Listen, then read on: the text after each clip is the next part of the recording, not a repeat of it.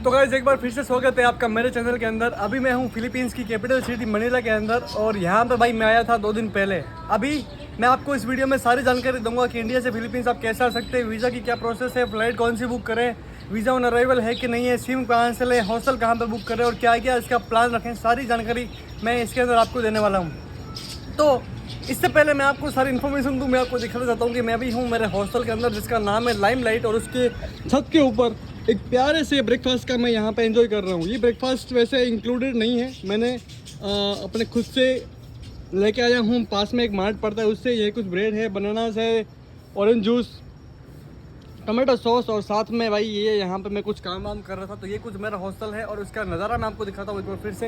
ये आप देख सकते हो पीछे मेरे यहाँ पे टीवी लगी हुई है, वहाँ पे कूलिंग के लिए पंखा या फिर कूलर मान लो लगा हुआ है, कॉफ़ी के लिए कॉफ़ी मशीन है, सामने कैफ़े है और इधर भाई काम करने के लिए और अपना बातें करने के लिए कुर्सी वगैरह टेबल वगैरह यहाँ पर लगा रखी है। और मैं यहाँ पर बैठा हूँ छत के ऊपर कुछ नज़ारे ले रहा हूँ। तो सोचा कि आपके लिए एक वीडियो बना दूँ कि कैसे कैसे आप यहाँ पर आ सकते हैं। वैसे आपको बताऊंगा कि मतलब मेरे इंस्टाग्राम पे आपने देख लिया होगा कि मैं बाली गया था, सिंगापुर भी गया था। तो उसकी जो व्लॉग से मैं वो नहीं डाल पाया, अनफॉर्चुनेटली मैंने वो रिकॉर्ड नहीं किया। तो फिलीपींस के टॉपिक पे आते हैं वापस। तो फिलीपींस के लिए आप सबसे पहले वीज़ा की बात करते हैं। तो आप फिलीपींस का स्टिकर वीज़ा फिलीपींस की एम्बेसी से ले सकते हैं, नहीं तो आप इसका ई वीज़ा भी अप्लाई कर सकते हैं। अभी ई वीज़ा अप्लाई तो कर सकते हैं बट उसके लिए प्रॉब्लम ये है कि आपको एनओसी लेनी पड़ेगी, income proof, credit card statement, bank statement, business card, ये वो दुनिया भर के डॉक्यूमेंट्स इन लोगों ने रिक्वायर किए हुए। तो वो देना काफ़ी मुश्किल हो सकता है स्पेशली मेरे लिए, क्योंकि भाई मैं कोई कंपनी में काम नहीं करता, मैं फ्रीलांसिंग करता हूँ। तो बिजनेस प्रूफ, काम का प्रूफ देना ये सब मेरे लिए पॉसिबल नहीं है। तो इसके लिए एक सोल्यूशन है। अगर आपके पास टॉप कंट्रीज़ का वीज़ा है जैसे Japan, Australia, New Zealand, UK, US, I think Schengen भी, और मोस्ट इम्पोर्टेंटली सिंगापुर का वीज़ा। तो अगर आपके पास इन कंट्रीज़ का वैलिड वीज़ा है, चाहे वो मल्टीपल एंट्री हो, चाहे वो कैसा भी वीज़ा हो, वैलिड वीज़ा होना चाहिए। तो आप फिलीपींस के अंदर आ सकते हो और आपको 14 दिन के लिए यानी कि 14 डेज़ के लिए वीज़ा फ्री एंट्री इसके अंदर आपको मिलेगी। तो मैंने भी वही यूज़ किया। मेरे पास सिंगापुर वीज़ा पहले नहीं था, तो मैं बैंकॉक में था, आपको पता होगा, 1 महीने पहले, और वहाँ से मैंने सिंगापुर का वीज़ा अप्लाई किया था। तो सिंगापुर वीज़ा के बेस पे मुझे फिलीपींस के अंदर 14 दिन के लिए भाई वीज़ा फ्री एंट्री मिल गई है। और अगर आप 14 दिन से ज़्यादा रुकना चाहते हो तो 7 दिन का आप एक्सटेंशन ले सकते हो यहाँ के एयरपोर्ट से। आई थिंक इनका भी कुछ सिस्टम होगा।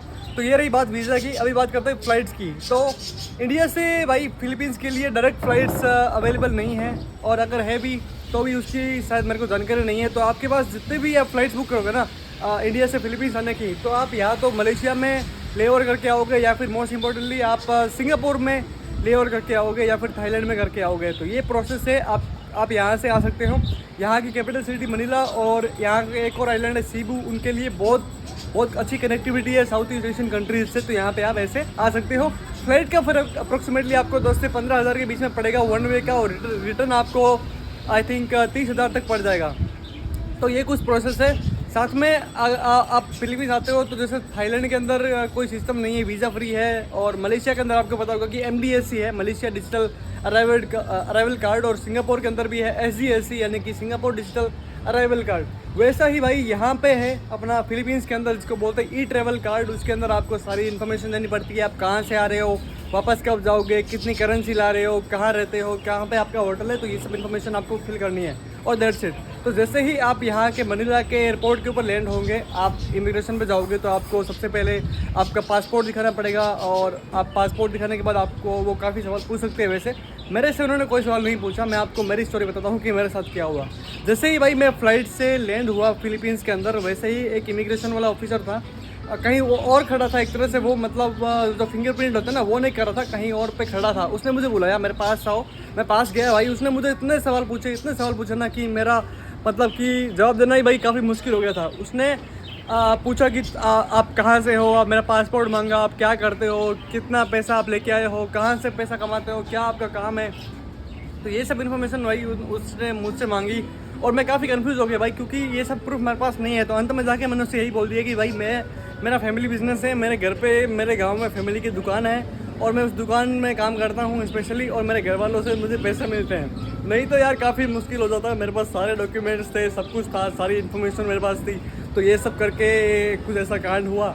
उसके बाद इमिग्रेशन वाले जो ऑफिसर है उसके पास गया, उसने बोला कहाँ से हो, वो वहाँ पे एक लेडी बैठी थी, उसने बोला कहाँ से हो, तो मैंने कहा कि इंडिया से हो, मैंने पासपोर्ट दिया, बोला वीज़ा दिखाओ, तो मैंने कहा मेरे पास सिंगापुर का वीज़ा है। तो जैसे सिंगापुर का वीज़ा बोला तो उसने कहा कि वीज़ा दिखाओ, तो मैं उसको वही मेरा वीज़ा शो करने के लिए गया था, तो उसने मुझे 14 दिन के लिए फिलीपींस के अंदर एंट्री दे दी और मैं मनीला के अंदर ऑफिशियली एंटर हो गया। तो आप ऐसे आ सकते हो।